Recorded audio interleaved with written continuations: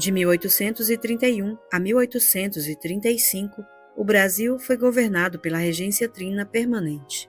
Os regentes foram escolhidos em Assembleia Geral Legislativa, da qual participaram 88 deputados e 35 senadores.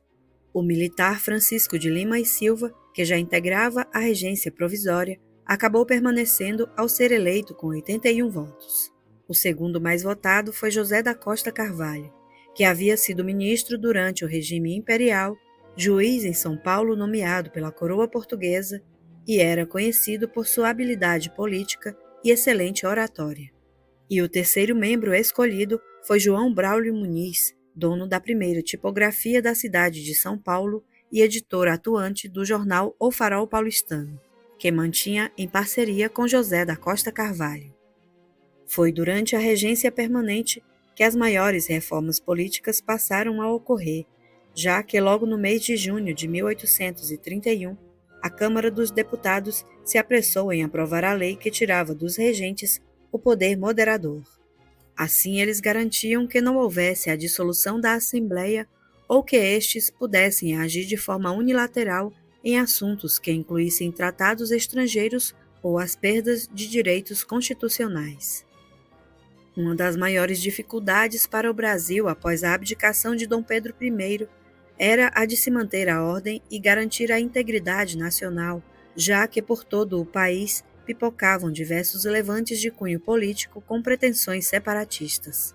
Na expectativa de solucionar este problema, os regentes deram carta branca ao ministro da Justiça, Diogo Feijó, que, entre outras coisas, passou a ordenar que houvesse uma forte repressão aos envolvidos, criando, ainda em agosto de 1831, a Guarda Nacional.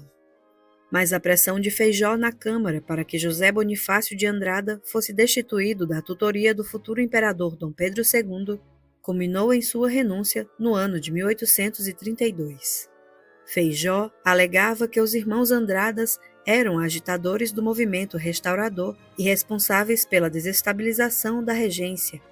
No entanto, José Bonifácio era ainda a esta época detentor de grande influência no Senado. Foi somente em 1833 que a tutoria de Dom Pedro II foi transferida para o Marquês de Itanhem, após Bonifácio descumprir a ordem de não retirar as crianças do Paço Imperial. E em 1834, com a morte de Dom Pedro I, a desarticulação do movimento restaurador tornou-se inevitável.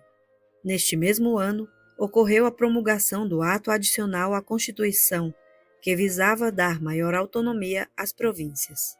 Mas, além disso, o projeto previa ainda a criação de assembleias provinciais, a extinção do Conselho de Estado e a substituição da Regência Trina pela Regência Una eletiva, que teria duração de 4 anos.